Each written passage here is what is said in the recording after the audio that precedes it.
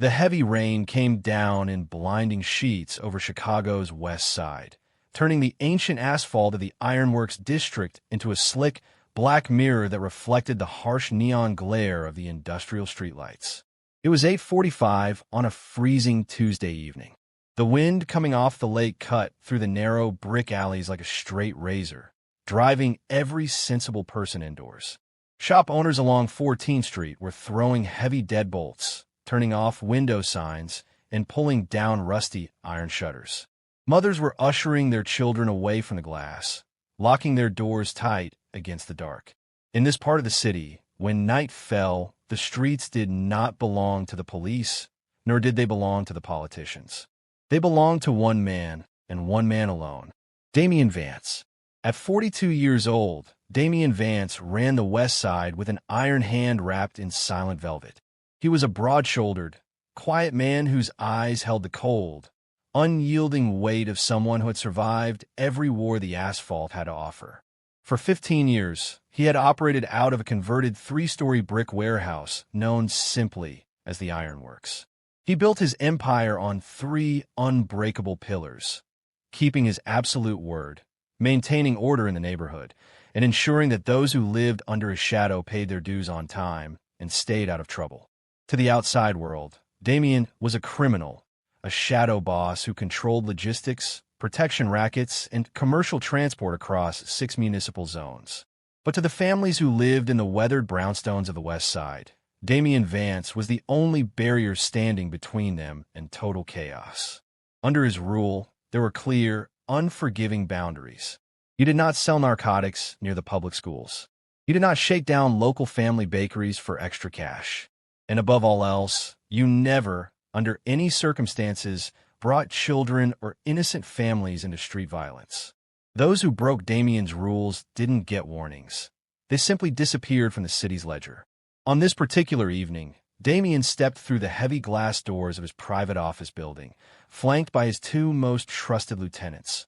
Marcus, a towering former infantryman who moved with silent, lethal precision, and Eli, a quiet, sharp-eyed intelligence tracker who knew every alley, wiretap, and vehicle registration in the tri-state area. Damian adjusted the collar of his heavy wool coat, his leather gloves absorbing the cold air as he prepared to step into the waiting, custom-armored SUV idling at the curb. The exhaust rose in thick, white plumes into the freezing rain. Marcus stepped forward to hold the rear door open, his eyes habitually sweeping the dark street corners, watching the rooftops for any movement. Then, something happened that had not occurred in Damian Vance's 15 years of rule. A tiny, drenched figure darted out from behind a line of overflowing steel trash bins near the alleyway. Before Marcus or Eli could react, a small, shivering hand reached out and tapped gently against Damian's leather-clad sleeve. Marcus moved instinctively, his hand dropping toward his jacket with terrifying speed, his massive frame shifting to interpose himself between his boss and the unknown threat.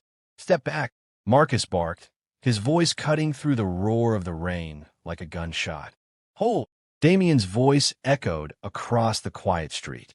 It wasn't loud, but the absolute command in his tone stopped Marcus dead in his tracks. Damian looked down. Standing on the rain-slicked pavement, shivering violently in a thin, waterlogged yellow jacket that was missing 3 buttons, was a little girl. She couldn't have been more than 8 years old. Her dark brown hair hung in soaking wet tendrils around her pale, hollow face. Her canvas sneakers were torn at the toes, soaked through with freezing muddy water, and her small knees were scraped and bruised.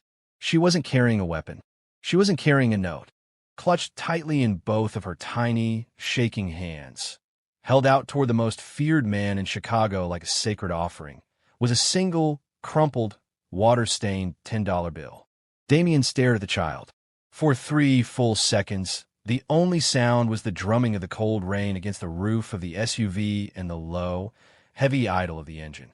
People did not approach Damian Vance on the street. Grown men, seasoned enforcers, city officials, and multi-million-dollar developers trembled when they had to sit across a table from him. People paid Damian Vance in fear, in tribute, or in desperate compliance. No one had ever handed him $10. Slowly, deliberately, Damien crouched down on the wet pavement, bringing his towering 6'2" frame down until his dark eyes were level with hers. He ignored the freezing water soaking through his trousers. He ignored the tense posture of his men standing guard behind him. "What is this, kid?"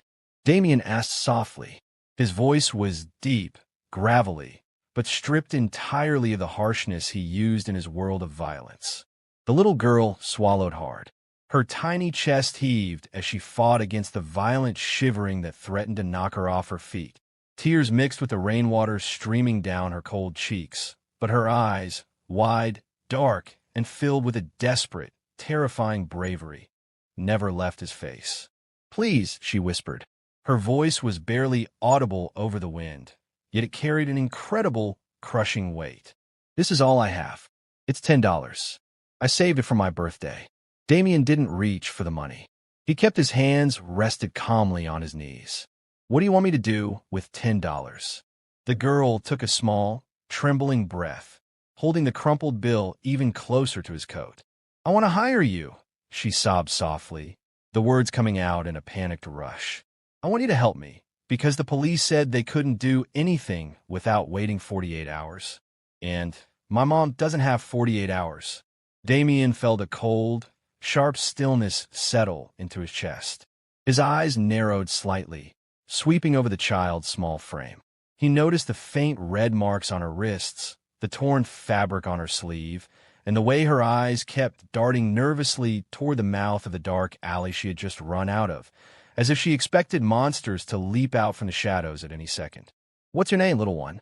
Damien asked, his tone dropping an octave, becoming impossibly gentle. "Lily," she stammered, her teeth chattering so hard they clicked together. "Lily Cooper." "How old are you, Lily?" "I'm 8. I'm going to be 9 in November," she squeaked, wiping her nose with the wet sleeve of her jacket, refusing to lower the $10 bill. Damien glanced up at Eli, who gave a subtle, confused shake of his head.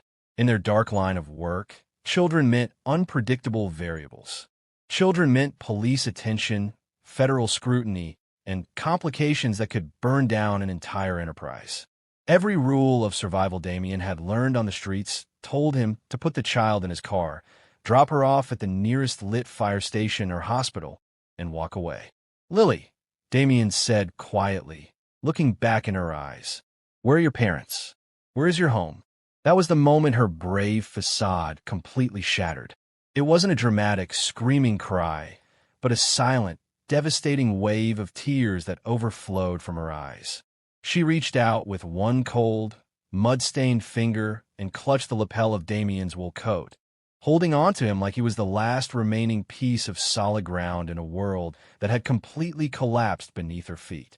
"My dad died 2 years ago," Lily choked out, her small frame convulsing with quiet grief. "He got sick, and he died in the hospital. It's just been me and my mom. But 3 nights ago, bad men came to our apartment." Damien felt his jaw clench.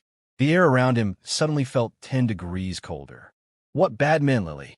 "They knocked on the door really hard," Lily whispered, leaning in closer to Damien as if sharing a deadly secret she was terrified the wind would carry away. "Mom told me to jump inside the laundry hamper in the hallway closet and stay quiet no matter what happened. I looked through the little wooden slats in the door. The men were big. One of them had a long tattoo of a red dragon creeping up his neck. The other one had gold teeth and smelled like old cigarettes." Damien's eyes turned to liquid ice. Beside him, he heard Marcus draw in a sharp, quiet breath. Damien knew those descriptions instantly. They belonged to the Vargas Syndicate, a ruthless, undisciplined crew of outsiders who had been quietly trying to creep into the edges of the West Side for the past 6 months. They were volatile, vicious, and lacked any shred of the old-school street code that kept the city stable. "What did these men say to your mother, Lily?" Damien asked, his voice deathly calm. "They said my dad owed them money from before he died," Lily said, her voice small and trembling. "They said he took a loan for his medicine and never paid it back. They said it was $20,000. Mom screamed at them. She told them we didn't have $20,000. She showed them her purse, She only had $24 in her wallet. Lily paused, her breath catching in her throat as the horror of that memory washed back over her. The man with the dragon tattoo grabbed my mom by her hair, Lily whimpered, burying her wet face briefly against Damien's leather-clad shoulder before looking back up at him with desperate eyes. Mom kicked him, but the other man hit her. She screamed for me to stay hidden, to be brave, and to find help. Then they put a dark bag over her head and dragged her out the back door into a white van with no windows. They said if anyone called the police, they would make sure she never came back. Damien stood up slowly. His massive frame seemed to loom even larger against the dark backdrop of the rainy street. An 8-year-old child had been left completely alone in a dark apartment for 3 full days.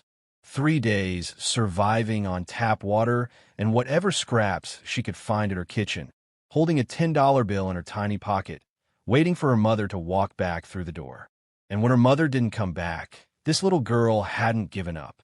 She had walked miles through the freezing rain, past dangerous corners and dark alleys, straight into the heart of the Ironworks district because she had heard rumors on the street that Damien Vance was the only man the bad men were afraid of. Why came to me, Lily? Damien asked quietly, staring down at her. Why didn't you go to a teacher or a neighbor? Lily looked up at him through her wet eyelashes, holding out that soggy $10 bill one final time. Because Mrs. Gable at the bakery said you don't let bad people hurt families in this neighborhood. Lily said simply, her tone devoid of any deceit.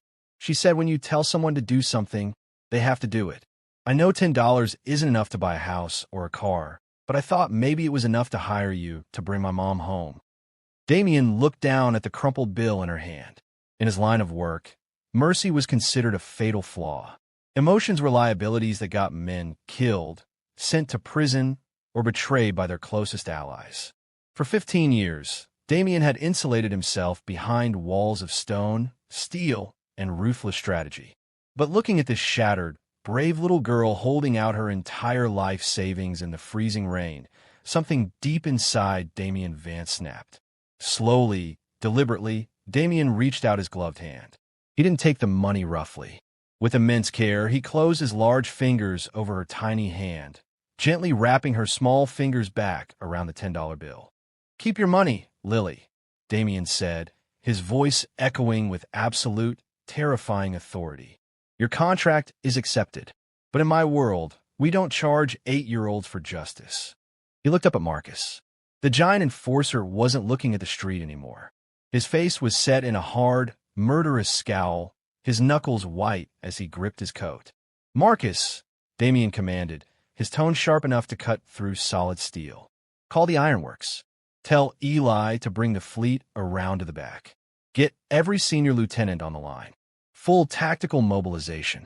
Marcus didn't hesitate for a single second. Right away, boss. Are we taking the whole crew? Damien looked back down at Lily, reaching out to gently wipe a streak of wet mud from her pale cheek. We are taking everyone, Damien said, his eyes burning with an unholy fire. The Varga crew brought human trafficking and child torture into my district. Tonight, we erase them from this city. 5 minutes later, the dark, armored SUV pulled up to the quiet, rear entrance of Mrs. Gable's bakery on 18th Street. The warm, yellow light from the bakery's front windows spilled onto the rain-drenched sidewalk, casting a comforting glow against the dark brick buildings. Damien stepped out of the vehicle, holding Lily in his massive arms. He had wrapped her shivering frame in his own heavy, dry wool coat, burying her small body in warm fabric, so only her tired, wide eyes peered out over the heavy collar. He pushed open the heavy wooden door of the bakery. The bell above the frame chimed softly, filling the air with the comforting sense of fresh yeast, roasted cinnamon, and warm sugar. An elderly woman with silver hair pulled into a neat bun and flour, dusting her cotton apron, turned around from behind the glass display case. Mrs. Gable took one look at Damien Vance holding the tiny, drenched girl wrapped in his coat, and the smile faded from her warm face, replaced by a look of sharp, maternal dread. Mercy on us, Mrs. Gable whispered, wiping her hands on her apron as she hurried out from behind the counter. Damien, what happened? Who is this little soul? This is Lily Cooper, Mrs. Gable, Damien said gently, walking over to a soft leather booth in the corner of the bakery and carefully setting the child down on the padded seat. Her mother is Hannah Cooper. They live 3 blocks over on Elm Street.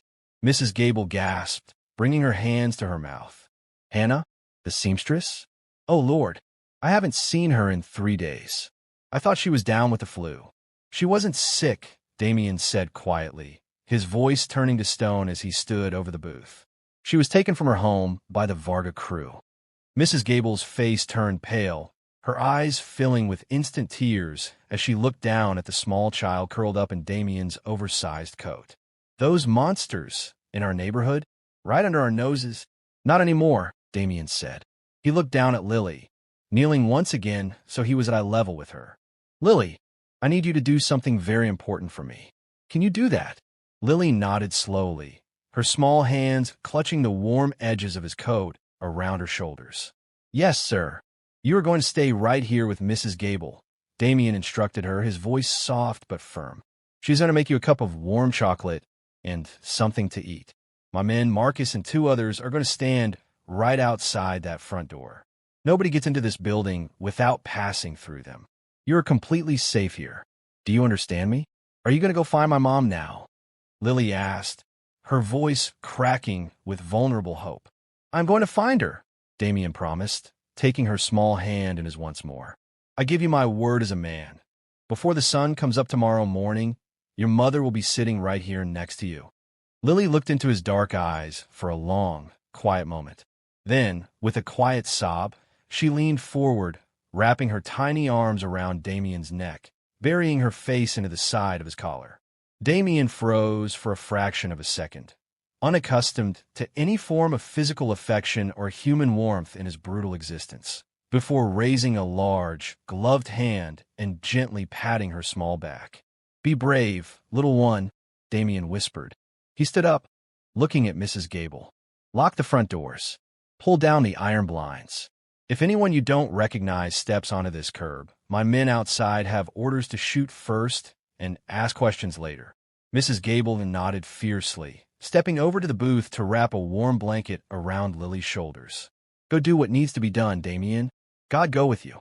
Damien turned and walked out of the bakery, the heavy wooden door shutting behind him with a firm, decisive click.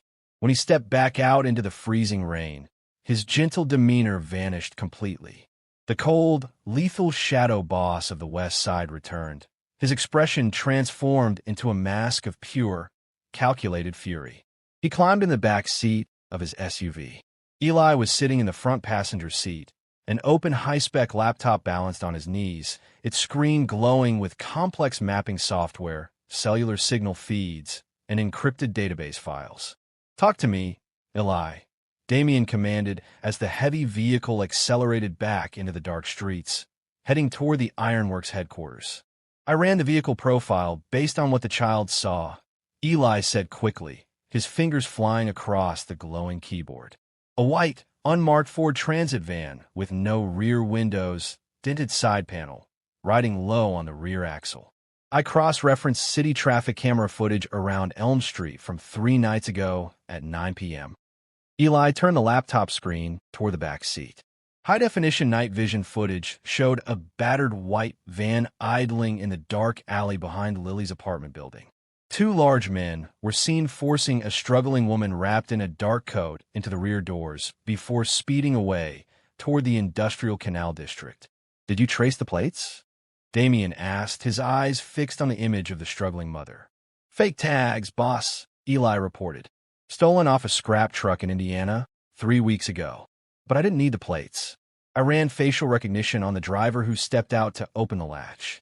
The guy with the dragon tattoo on his neck. His name is Victor Varga, younger brother of Stefan Varga. Damien's jaw tightened until the muscles thrashed along his cheek. The Vargas Syndicate. It gets worse, boss, Eli said quietly, his voice dropping into a somber, hesitant tone. I tapped into the localized cellular towers around the industrial canal. Over the last 3 days, there's been a massive spike in encrypted satellite communications between the Varga crew and an international human trafficking syndicate operating out of the eastern seaboard. They aren't just running protection rackets or loan sharking, Damien. They're using our neighborhood as a staging ground to kidnap vulnerable people and ship them out through the lake freighters. A suffocating, deadly silence filled the interior of the SUV. For years, Damien had maintained a delicate balance in the city. The police stayed out of his territory because he kept violent crime to a minimum, settled disputes internally, and kept the streets clean. Other criminal factions respected his borders because they knew that breaching Damien Vance's lines meant total, uncompromising war. The Varga brothers had mistaken Damien's structured discipline for weakness. They assumed that because he didn't deal in human misery, drugs, or chaotic violence, he wouldn't notice them operating quietly in the shadows of his district. "They brought human trafficking into my home," Damien whispered, his voice dangerously low, vibrating with a terrifying intensity that made even Eli shiver. "They took a widow from her child for a $20,000 debt her dead husband never owed." "What are your orders, boss?" Eli asked, his hands hovering over the keyboard. "Reach out to every crew commander we have," Damien ordered, leaning forward, his eyes burning like dark coals. "The dock workers, the warehouse enforcers, the transport teams, the harbor scouts. Tell them to drop whatever they are doing. I want every weapon unlocked. I want every vehicle prepped. Assemble everyone in the main staging bay at the ironworks in 15 minutes. And if the other city bosses ask questions about us mobilizing," Eli asked, "tell them the West Side is going to war." Damien slammed his fist against the leather door panel. "And tell them if anyone stands between me and the Varga crew tonight, they will be buried in the same hole." 10 minutes later, the heavy iron gates of the ironworks complex rolled open, admitting Damien's SUV into the massive, subterranean staging bay beneath the brick warehouse. The scene inside was unlike anything the city had witnessed in a decade. Over 40 men were already assembled in the harsh yellow light of the overhead industrial lamps. These were not undisciplined street thugs or desperate gang members. These were hand-picked, hardened men, former military operators, tactical specialists, and veteran enforcers who had served Damien Vance for over 10 years. They wore heavy, dark tactical gear, bulletproof vests bearing no insignias, and carried silenced weapons that were maintained with military precision. As Damien stepped out of the vehicle and walked up the low concrete steps to the central platform, the loud chatter of the staging bay ceased instantly. Every man stood at absolute attention, 40 pairs of eyes locking onto their leader. Damien stood before them, setting his heavy gloves down on the steel briefing table. He didn't offer a rousing speech. He didn't use grand political rhetoric. He reached into his pocket, pulled out a photograph Eli had just printed from the traffic footage, a simple, black-and-white picture of Hannah Cooper being dragged into the white van, and slapped it onto the center of the table. "Look at this picture," Damien commanded, his voice booming through the concrete cavern. "This is Hannah Cooper. She is a seamstress. She lives on Elm Street. Her husband died 2 years ago. She has an 8-year-old daughter named Lily." The men leaned in, their faces darkening as they studied the image. 3 nights ago," Damien continued, his tone icy and precise, "the Varga crew broke in her home. They dragged her out in front of her child. They left an 8-year-old girl alone in the dark for 3 days with no food, no money, and no idea if her mother was alive or dead." A low, angry murmur rippled through the ranks of hardened men. Several enforcers cracked their knuckles. Others adjusted the straps on their tactical vests, their expressions morphing into scowls of pure hatred. "For 15 years, Damien said, leaning his hands on the table, his gaze sweeping over every single face in the room, "we have maintained a rule in this city. We do not touch families. We do not touch children. We do not allow human traffickers to operate in our streets. The Varga crew thinks they can bring their filth into our home because they think we are old, quiet, and soft." Damien reached down, unsheathing a custom, dark steel combat knife from his belt, and slammed the point directly through the center of the photograph into the wooden table. "Tonight, we show them why this district belongs to us," Damien declared, his eyes flashing with lethal intent. "We are going to their staging ground at the old rail yard. We're going to tear that facility apart piece by piece. We bring Hannah Cooper out alive. And as for the Varga brothers..." Damien released the handle of the knife, leaving it standing upright in the table. "We make sure they never draw another breath in this city." A unified, deafening roar of agreement erupted from the 40 men in the staging bay. Weapons were racked, magazines were loaded, and dark tactical helmets were pulled down. The Ironworks was no longer just a criminal empire. It was an engine of absolute, uncompromising vengeance. By 10:15 p.m., the storm outside had reached its peak. Thunder rumbled across the dark Chicago skyline, echoing like heavy artillery fire over the lake, while lightning illuminated the abandoned industrial zones along the river edge. Inside the private command room of the Ironworks, Eli was staring intently at 3 monitors displaying live satellite feeds and thermal imaging maps of the old rail yard. A sprawling, 30-acre wasteland of rusted freight cars, collapsed brick warehouses, and stacked steel shipping containers located near the southern tip of the industrial canal. Damien stood behind him, his dark tactical vest strapped tight across his broad chest, checking the action on his custom sidearm with calm, methodical expertise.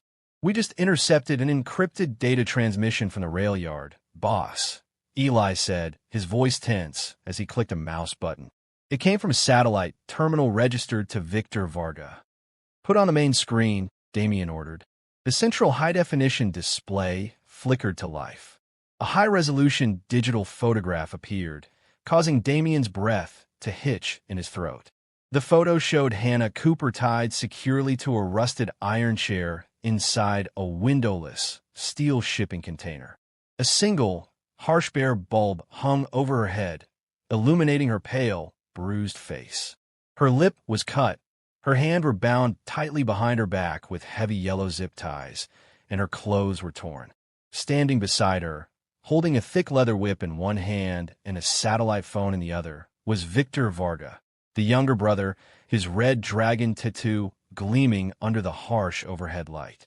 Beneath the image was a short, encrypted text message sent to an overseas buyer. "Código secure. Transfer scheduled for 2 a.m. at Dock 14. Payment of $100,000 required upon arrival." Damien stared at the image of the terrified mother. His hands, usually so steady and relaxed, clenched into tight, vein-popping fists at his sides. "They aren't holding her for a $20,000 debt," Damien whispered, his voice terrifying in its stillness. "The debt was just a lie to drag her out of her home without drawing immediate attention. They picked her because she was a widow with no husband to look for her, no family in the city, and no money to pay off officials. They've done this before, Damien," Eli said, scrolling through a secondary file of missing persons reports from surrounding districts over the last 6 months. "Look at these files. For other women, missing from neighboring neighborhoods outside your border. All widows, all working class, all living alone. The Varga crew has been running a systematic kidnapping operation across the tri-state area, using the old rail yard as their central holding depot before shipping them out on international grain freighters." Damien slowly turned his head to look at Eli. "For other women?" According to the thermal scans of the rail yard right now, Eli pointed his finger at a cluster of red heat signatures glowing inside 3 separate shipping containers on the satellite map. "There are at least 6 human targets being held under armed guard inside Container Depot C. 2 guards on the perimeter, 3 inside the main office, and 4 patrolling the perimeter fences." Damien pulled a large tactical blueprint of the old rail yard across the desk, unrolling the heavy paper and weighting the corners down with brass shell casings.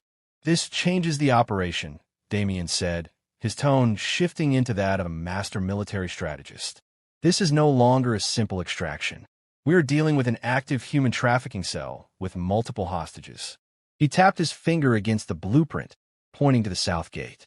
"If we roll up to the front gate with heavy vehicles, the Varga brothers will realize they are outgunned within 10 seconds, Damien analyzed, his eyes scanning the layout.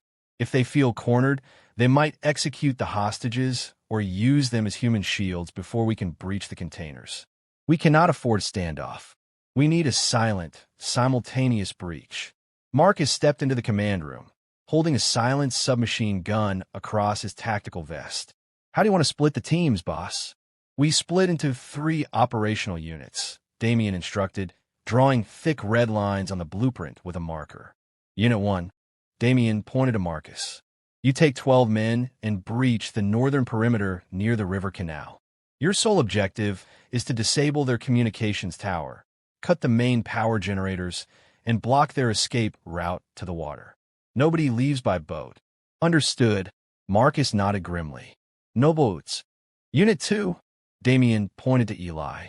You take 8 men, secure the outer perimeter fence on the south side, and set up sniper positions on the high gravel mounds overlooking the container yard.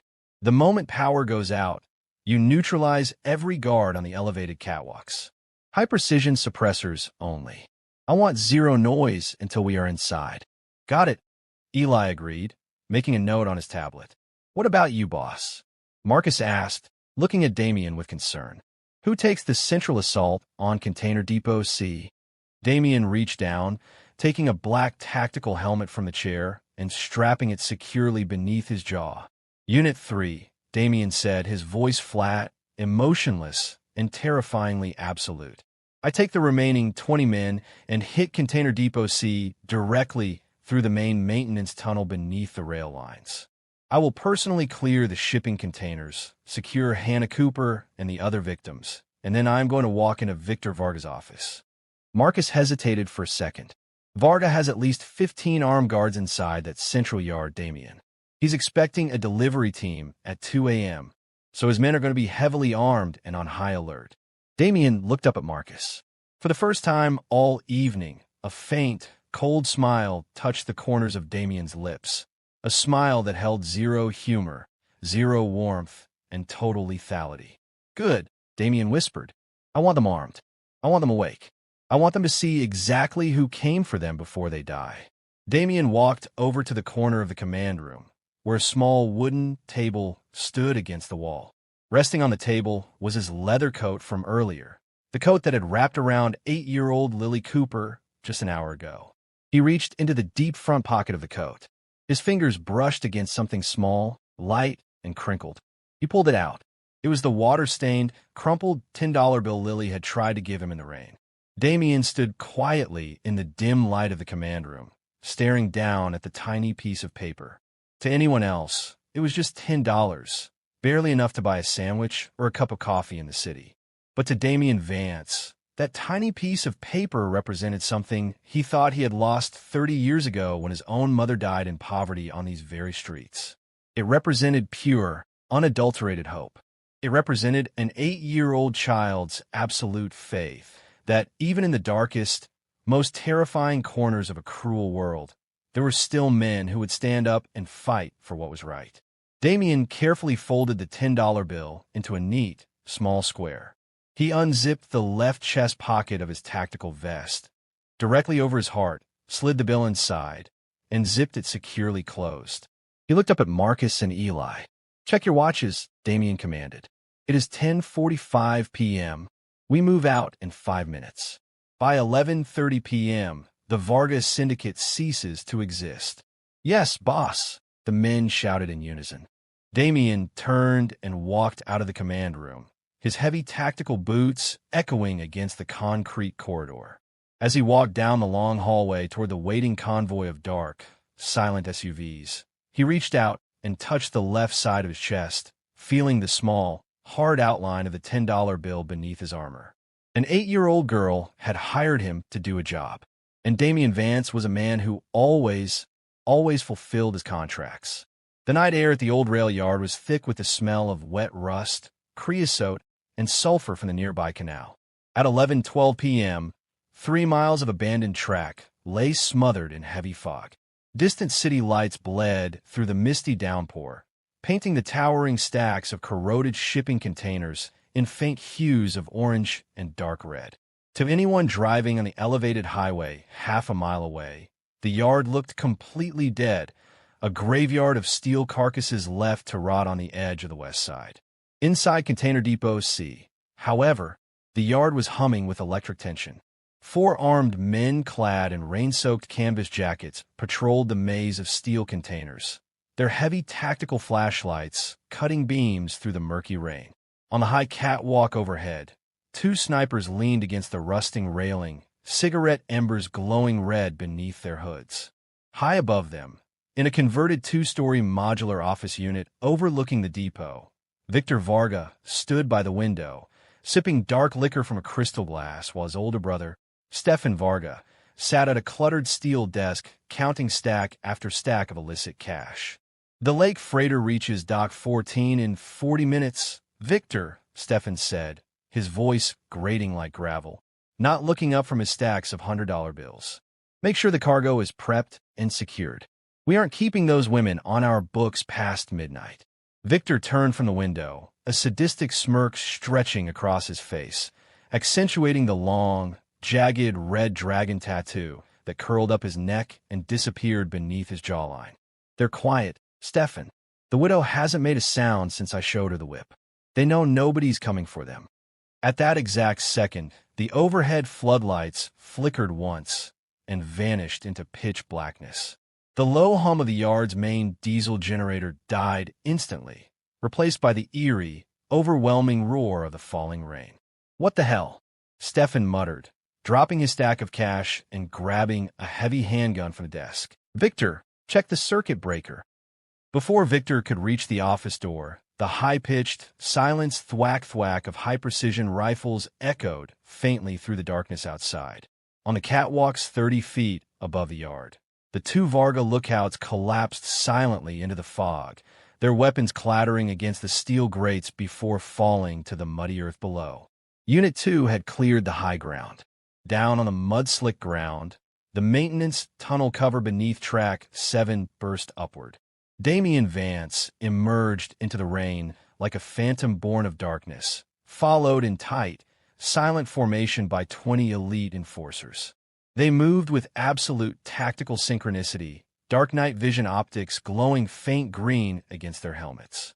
Breach and clear, Damian whispered into his throat mic, silent until contact. 2 Varga guards patrolling the alleyway between Container Row 4 turned the corner, their flashlights swinging wildly through the dark. Before they could raise their rifles, Damian's team surged forward. 2 muffled pops split the night, and both guards dropped into the mud without uttering a single alarm. Damian moved directly to the rear of shipping Container 402, the exact unit marked on Eli's thermal map. He signaled to Marcus. The giant enforcer stepped up with heavy bolt cutters, clamping the hardened steel jaws around the thick iron padlock. With one powerful heave, the lock snapped with a dull clink. Damian grabbed the heavy steel door handle, pulling it open. Inside, 6 women were bound and gagged on the cold, corrugated floor, cowering in terror as the dark door swung open. Among them sat Hannah Cooper, her hair matted with rain, her face bruised, her eyes wide with unadulterated fear. Damian stepped into the container, lowering his weapon and raising his tactical visor, so his face was clearly visible in the dim light. Hannah Cooper? Damian asked softly. Hannah flinched, pulling back against the cold steel wall, tears welling in her exhausted eyes. Please, don't hurt us, please." Damian knelt in front of her, withdrawing his combat knife and using the edge to slice clean through the heavy yellow zip ties binding her wrists and ankles. "I'm not here to hurt you, Hannah," Damian said, his voice steady, calm, and reassuring. "My name is Damian Vance. Your daughter, Lily, hired me." Hannah froze, her jaw dropping as she stared at the intimidating man in tactical armor. Lily? My baby? Is she alive? Is she safe? She is at Mrs. Gable's bakery right now, safe and warm, eating hot chocolate, Damian said gently, helping Hannah to her feet. "She walked 3 miles through the storm to find me. She gave me $10 to bring you home." Hannah buried her face in her hands, breaking down into ragged, trembling sobs of overwhelming relief. Damian turned to his lieutenants. "Secure these women. Move them out through the south gate, to our medical vans immediately. Marcus, stay with them. What about you, boss? Marcus asked, eyeing the illuminated windows of the central office building 50 yards away. Damien pulled down his tactical visor, the cold green glow reflecting in his eyes once more. I have a contract to finalize. Damien stepped out into the courtyard, surrounded by 8 of his men. The element of surprise was over. Sirens were wailing across the facility as Varga's remaining enforcers realized they were under attack. Automatic gunfire suddenly ripped through the rain from the second-floor balcony of the office unit. Bullets tore into the dirt and pinged off the steel containers around Damien, but he didn't even flinch. Moving with terrifying composure, Damien fired 3 precise shots from his sidearm, taking down the shooter on the balcony before marching steadily up the steel staircase toward the main office doors. With one brutal kick, Damien shattered the reinforced wooden door, blowing it off its hinges into the room. Inside, Stefan Varga and Victor Varga stood backed against the far wall, their handguns raised, panic written across their sweat-drenched faces. 10 of their guards lay disarmed or incapacitated on the floor around them, neutralized in seconds by Damien's breach team. "Damien Vance!" Stefan screamed, his voice cracking with fear as he leveled his weapon at Damien's chest. "You're crazy. This is Varga territory. You have no right to step foot in this yard. You're starting a city-wide war." Damien walked slowly into the center of the room, ignoring the gun pointed directly at his heart. His men fanned out behind him, weapons raised, locking the room down with absolute lethal control. "You brought human trafficking into the West Side, Stefan," Damien said, his voice dropping to an icy register that chilled the blood in the room. "You dragged a mother away from her 8-year-old child over a fake debt." Victor Vargas spat on the floor, stepping forward beside his brother, his dragon tattoo pulsing as he gritted his teeth. "She was just a seamstress, Vance. Nobody. Her husband owed us from 3 years ago. We were just collecting our interest." Damien looked Victor straight in the eyes. "She wasn't nobody. She was an 8-year-old girl's entire world." Stefan lowered his gun slightly, realization hitting him as he saw the absolute lack of fear or hesitation in Damien's posture. "Listen to me, Vance. We can make a deal. We have $100,000 in cash right here on this desk. Take it. Take half our cut from the shipping lines. We'll leave the West Side tomorrow. You don't have to do this." Damien stood silent for 3 long seconds. The only sound in the room was the wind howling through the shattered door frame and the rain beating furiously against the glass windows. Slowly, Damien reached up with his gloved hand and unzipped the chest pocket of his tactical vest. He reached inside, pulled out the neatly folded, water-stained $10 bill, and held it up between his thumb and forefinger for both Varga brothers to see. "This is $10, Damien said softly. "It was paid to me by an 8-year-old child named Lily Cooper. She gave me her entire life savings to make sure you two never hurt another mother in this city." Stefan staring at the crumpled piece of paper in disbelief. "Are you out of your mind? You're burning down an empire for $10. "In my world," Damien said, his tone turning into absolute stone, "some debts cannot be settled with cash. They are paid in blood." Damien motioned with his hand. Before Stefan or Victor could pull their triggers, for silent shots rang out simultaneously in the confined room. The Varga brothers collapsed to the hardwood floor, their reign of terror brought to a swift, permanent end. Damien walked over to the desk, picked up the encrypted satellite phone containing the trafficking logs, and handed it to Eli. "Burn this entire facility to the ground," Damien ordered, turning toward the door. "Erase every piece of the Vargas syndicate from this district. We go home." The clock on the wall of Mrs. Gable's bakery ticked over to 11:58 p.m.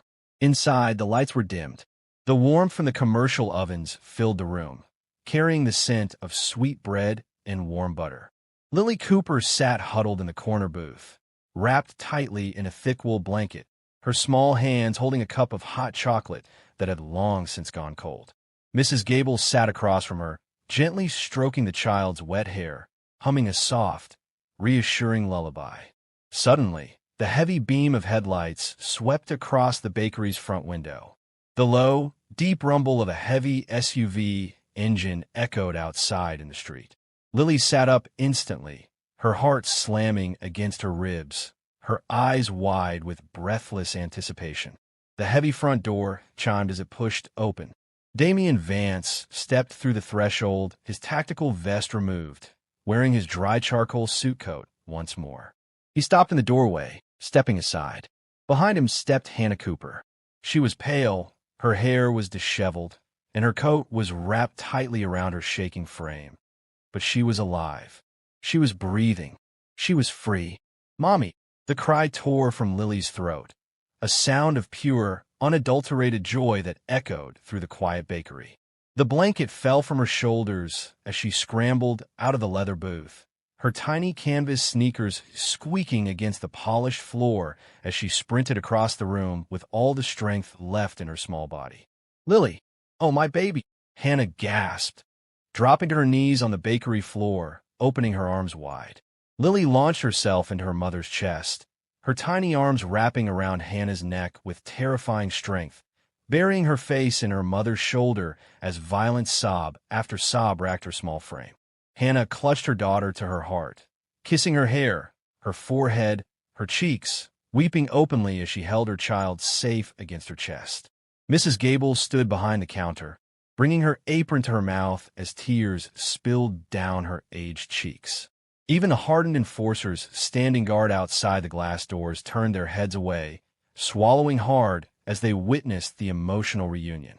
Damian stood silently near the doorway, watching the mother and child hold onto each other as if the rest of the world had completely vanished. After 5 long minutes, Hannah slowly stood up, holding Lily tightly in her arms. Lily buried her face against her mother's neck, refusing to let go, but her small eyes remained fixed on Damian. Hannah walked over to Damian, her chest heaving, tears streaming down her pale cheeks. "I don't know how to thank you," Hannah choked out, her voice trembling with profound gratitude. They told me what Lily did. "I can never repay you for this, Mr. Vance. I have nothing." "You don't owe me anything, Mrs. Cooper," Damian said softly, his gravelly voice filled with genuine respect. "You raised a daughter who possesses more courage than half the grown men in this city." Damian reached into his jacket pocket. He pulled out the crumpled, water-stained $10 bill. He reached forward, gently taking Lily's small, cold hand, placing the bill back in her open palm, and folding her tiny fingers closed over it. "Contract fulfilled, Lily," Damian whispered, crouching down so he was eye level with the little girl one last time. "Your mother is safe. Nobody is ever going to hurt your family again." Lily looked at the $10 bill in her hand, then reached out and placed her small, warm hand against Damian's jaw. "Thank you, Mr. Vance," she whispered, her voice clear and brave. "You're the best protector in the world." For the first time in 15 years, a soft, genuine smile broke across Damian Vance's face. He nodded slowly, standing up to his full height. "Get them home, Marcus," Damian ordered gently. "Set up a 2-man guard on their building until further notice." 3 days later, the rain had finally stopped over Chicago, replaced by a crisp, clear autumn sunshine that washed the west side in golden light. Inside her small, modest apartment on Elm Street, Hannah Cooper sat at her dining table, holding a fresh cup of tea. The front door was newly reinforced with a heavy brass lock, installed personally by Damian's contractors at zero charge. Sitting on the table before her was a sleek, black envelope left on her doorstep that morning. Hannah opened it with trembling fingers. Inside was a heavy metallic business card embossed with Damian Vance's private crest, alongside a deed of ownership for the apartment building, transferring the property entirely into her name, completely free of mortgage or debt. Accompanying the deed was a short, handwritten note. "Mrs. Cooper, your home is secured. The building is yours." Additionally, an educational trust fund has been established in Lily's name at First National Bank to cover her schooling, university, and future needs through her 25th birthday. Consider it an investment in a brave soul. Divi.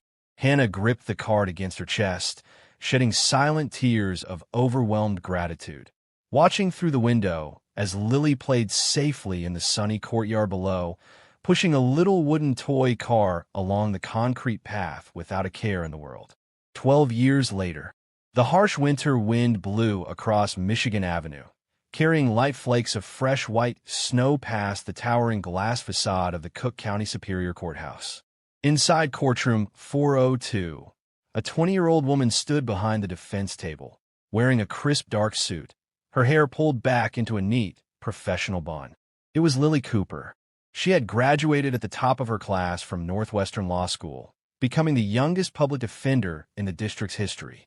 She dedicated her life to defending vulnerable families, fighting slumlords, and standing up for victims of human trafficking who had no voice in the legal system. She gathered her legal briefs, sliding them into her leather briefcase. Resting inside the front compartment of her briefcase, laminated carefully to protect it from time and wear, was that same crumpled, water-stained $10 bill from 12 years ago. She walked out of the courthouse steps into the cool winter afternoon air. Across the street, parked discreetly beneath the shadow of a large oak tree, was a familiar, dark armored SUV. Sitting in the rear passenger seat, his hair now silvered at the temples, was 60-year-old Damian Vance. He watched through the tinted glass as the young woman stepped down the stone stairs with confidence, poise, and absolute authority. Damian didn't step out of the car. He didn't call out to her. He simply watched her with quiet, fatherly pride as she hailed a taxi to head to her next case. Eli, sitting in the front seat, turned around to hand Damian a sleek black courier envelope that had arrived at the Ironworks headquarters earlier that morning. "This came for you today, boss," Eli said quietly. "No return address. Just delivered by courier." Damian opened the envelope. Inside was a brand new, crisp, uncirculated $10 bill. Wrapped around the money was a small white card with clean, confident handwriting. "Mr. Vance, another family needed help in the 4th District today. I handled the legal side in court, but I wanted to make sure the contract stayed open. Enclosed is your fee for the next child who needs a protector. Attorney Lily Cooper." Damian held the fresh $10 bill in his hands, looking out the window as Lily's taxi merged gracefully into the afternoon traffic. He smiled softly, folding the bill neatly and sliding it into the chest pocket over his heart. The storm had long since passed. The West Side was safe, and the legacy of protection would live on forever.